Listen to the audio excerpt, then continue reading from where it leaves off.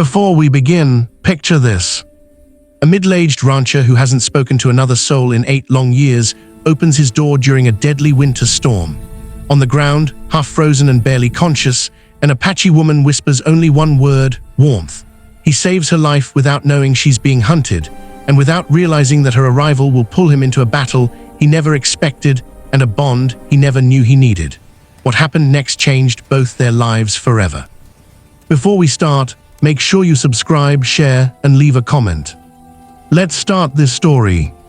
The wind roared across the empty plains like a wounded animal, dragging sand and cold across every inch of the land. Jacob Harlan tightened his coat as he stepped outside his cabin, the boards beneath his boots groaning with the weight of both age and loneliness. 8 long years had passed since a voice other than his own had echoed through the ranch. His horses shifted restlessly in the corral, the only living souls that shared the silence with him.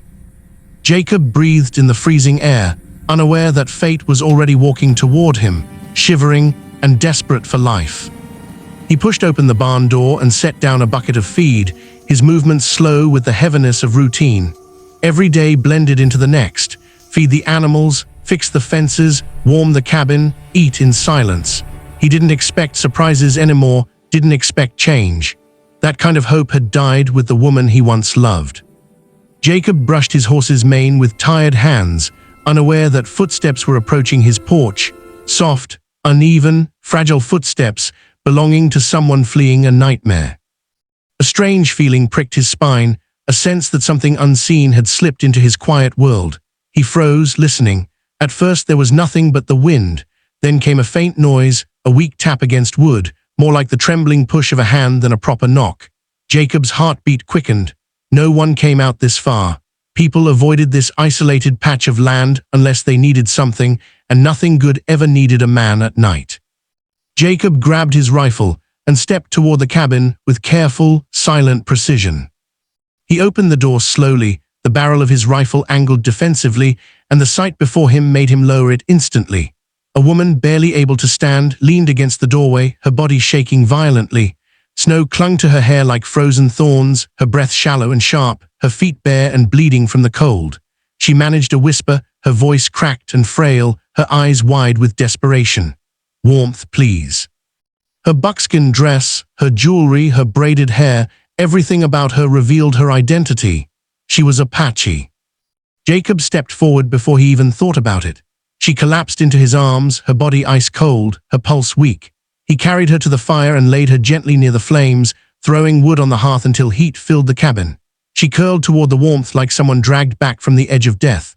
Jacob covered her with blankets, watching her fingers twitch as life slowly crawled back into her limbs. When her eyes fluttered open, gratitude shone through them even before she could speak. She struggled to form words, but finally managed to say her name, Nayeli. Jacob offered her water, getting the cup to her trembling hands. She drank in slow sips, each one returning a bit of strength to her. When she finally stopped shaking, Jacob asked the question burning inside him. "What happened to you?" She stared into the flames, her eyes glassy, reflecting horrors that still clung to her spirit. After a long silence, she said her village had been attacked. Strangers, raiders.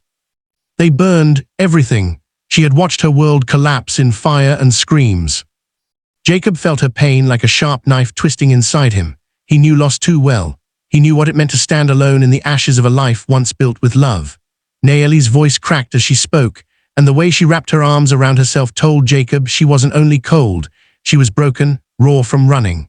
She had walked for miles through brutal winter winds, clinging to hope only because she saw the faint glow of his cabin from the hills. Jacob nodded slowly, feeling something old and buried stir within him. He told her she was safe. The words felt strange on his tongue, unfamiliar after years of silence, but true. She lowered her head, one tear slipping down her cheek, her expression a mix of relief and exhaustion so deep it pulled at Jacob's heart. She slept there by the fire, breathing softly at last, while Jacob sat awake beside her, feeding the flames and watching over her like a guardian he never asked to be. The storm outside worsened, but inside the cabin, something fragile and unexpected began to grow. By morning, Nayeli could sit up and speak without trembling. She thanked Jacob again, her voice steadier, though pain still lived beneath each word.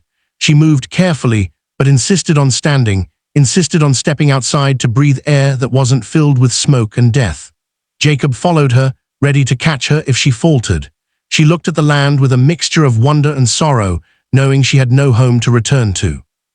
Jacob felt a tightening in his chest as she wrapped the blanket closer around herself, her vulnerability laid bare under the cold sky. She offered to help with chores despite Jacob's protests. Something in her pride, spirit, or simply refusal to be a burden drove her to move. She helped brush the horses, murmuring soft Apache words that made the animals relax instantly. She carried small bundles of firewood, fetched water, even though her feet still ached. Jacob found himself watching her with quiet admiration. She had survived hell, yet her movements were graceful, her presence calm, her determination unbroken. For the first time in 8 years, the ranch felt less like a tomb and more like a place where life still had room to breathe. As evening settled, the fire cast warm shadows across the cabin walls. Naomi sat near the flames, her hands wrapped around a cup of stew Jacob had made. She told him more about the attack, the men who came with faces hidden, the smoke that choked the sky, the children dragged away. Her voice wavered, but she did not cry. She had cried enough already. Jacob listened with clenched fists, anger simmering low and deep. When she finished, he spoke quietly but firmly, promising she would never face danger alone again. She looked at him, unsure whether to believe such a promise from a man she had known only a short time. But Jacob held her gaze steadily, and something in his eyes, something honest, wounded, but fiercely protective, made her trust him. She nodded softly, allowing a fragile comfort to settle between them. Outside, wolves howled in the distance, but for the first time in years, Jacob didn't feel threatened by the night. He wasn't alone anymore. As the fire crackled, Naomi's eyes slowly drifted closed, exhaustion pulling her into sleep again. Jacob sat quietly, watching the flames rise and fall, feeling a strange warmth inside his chest, one he hadn't felt since the days when his home was full, before grief hollowed him out. Something had changed the moment she knocked on his door. Something was coming, something neither of them were prepared for. And as Jacob stared into the growing embers, he felt a truth settling over him like a shadow. Her arrival wasn't the end of anything. It was only the beginning. The morning sun broke through the clouds slowly, casting long amber shadows on the ranch. Jacob stepped outside with 2 mugs of warm water, surprised to see Naomi already awake, standing near the fence line. She stared north with an expression he couldn't read, part fear, part determination, part mourning for a world that no longer existed. When he approached, she didn't turn at first. Instead, she placed a hand gently on the wooden post, as if grounding herself to this new land where life had forced her to begin again. Jacob handed her the warm cup, and she accepted it with a quiet thank you. As they walked back to the cabin, Jacob noticed faint footprints in the snow, ones that didn't belong to him or Naomi. His heart thudded in his chest. He knelt, brushing snow aside, revealing deep impressions left by heavy boots. Naomi stiffened immediately, fear rippling across her face like lightning. "Raiders," she whispered, her voice barely audible. Jacob studied the tracks, jaw tight. They were fresh, maybe an hour old. The realization settled over him like a cold shadow. Trouble was coming. And it wasn't wandering. Jacob stood slowly, eyes scanning the distant hills. Whoever had been here wasn't scouting for cattle. They were looking for something, or someone. He turned to Naomi. "They found your village. They might be looking for survivors." Her fingers clutched her blanket, knuckles white. "I cannot run again," she said softly. Jacob shook his head. "No, you won't, not here, not ever again." Those words, simple, firm, made her swallow hard, emotion rising in her throat. She nodded once, like a warrior accepting a vow. They spent the day preparing quietly. Jacob reinforced the doors, checked the hinges on the windows, sharpened tools that could serve as weapons. Naomi helped without complaint, moving with disciplined focus. She taught Jacob how to set silent markers near the tree line, feathers tied to branches, small piles of stones, signs that would shift if someone passed. Her father had taught her those things long ago, she said, back when her village believed the greatest danger came from wolves. Jacob listened to every detail, realizing how much wisdom she carried from a life he knew little about. When evening settled in, a golden light bathed the ranch. Despite the tension curling in the air, Naomi insisted on cooking a simple meal. She crushed herbs she gathered earlier near the river, mixing them with broth and pieces of dried meat. The scent filled the cabin warmly, contrasting the cold worry that lingered. They ate in silence at first, each listening to the wind, waiting for footsteps that hadn't yet come. Jacob finally broke the quiet. "I didn't ask before. But where will you go when all this is over?" She looked up slowly, surprise flickering in her eyes. She set her spoon down, her voice soft. "I don't know. My home is gone, my people gone, I have nowhere left to return to." Jacob felt a weight settle inside him. He had lived 8 years believing the door to his future was sealed shut. But now, sitting across from this woman who carried both strength and sorrow, he realized something had shifted. "You can stay here," he said quietly, "as long as you want." Nayeli blinked, stunned. Her voice trembled with disbelief. "Why? Why offer a home to someone you owe nothing to?" Jacob's answer came without hesitation. "Because no one deserves to face the world alone." Before she could respond, a loud crack echoed from outside. A branch snapped, too heavy, too deliberate. Jacob and Nayeli froze. Their eyes met with instant understanding. The raiders had returned. Jacob grabbed his rifle. Nayeli reached for the sharpened knife she had made. They moved silently toward the back window, peering into the dimming light. Shadows moved between the trees, 3, maybe 4 figures approaching the cabin with slow, stealthy steps. Nayeli's breath hitched, but Jacob placed a reassuring hand on her shoulder. "We stand our ground," he whispered. The raiders surrounded the ranch like wolves circling prey. One knocked over a barrel near the barn, testing if anyone was awake. Another kicked at the fence.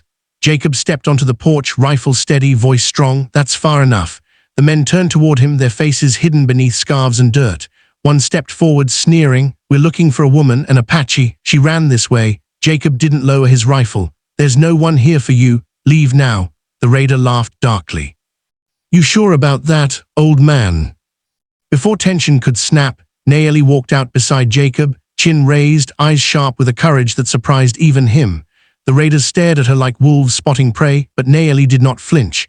"You burned my home," she said, her voice steady. "You will not burn another." The leader smirked, lifting his weapon. Wrong answer. But Jacob fired a warning shot into the dirt at his feet. The sound cracked through the plains like thunder. The raiders stumbled back, startled. Jacob growled, "You take one more step toward her, and I promise you won't take another." The men hesitated, realizing Jacob was no desperate old rancher afraid to die. He stood firm, feet planted, rifle unwavering, eyes sharp with a fire rekindled by purpose. Nayeli lifted her knife, not hiding behind him but standing beside him, equal and fearless. The raiders exchanged uneasy glances. Whatever they expected to find here, fear, weakness, surrender, they found none of it. With a final snarl, the leader spat on the ground. "We'll remember this." Jacob didn't blink. "So will I." The raiders retreated into the trees, disappearing like ghosts, knowing they had been denied their prey. Silence fell again, but it was filled with relief, not fear. Nayeli exhaled shakily, her strength finally giving way to trembling. Jacob lowered his rifle and turned to her, hands gentle as he rested them on her shoulders. "You did well," he said softly. Her eyes glistened. "You protected me." He shook his head. "We protected each other." That truth settled deep between them, warm and steady.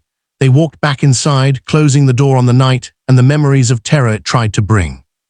Later, as the fire glowed low and calm, Nayeli sat beside Jacob, her head resting lightly against his shoulder. She spoke quietly, her words full of new hope. "I don't want to run anymore. I don't want to wake with fear." Jacob placed his hand over hers, their fingers interlocking naturally. "You won't, not here, not with me." The flames flickered, casting soft light over them, two souls who had lost everything, yet somehow found each other in the middle of unforgiving land. For the first time in 8 years, Jacob felt his heart open, and for the first time since losing her world, Nayeli felt the promise of a new one. Their lives, once broken in different places, now fit together with unexpected harmony. The ranch was no longer silent, the cabin no longer hollow, and the long, lonely years that shaped them had finally led both to the same door on a freezing night. And that night, without speaking it aloud, both Jacob and Nayeli understood something powerful. Sometimes fate does not knock gently. Sometimes it arrives half-frozen, desperate for warmth. And sometimes it brings with it the beginning of a new life neither heart ever expected.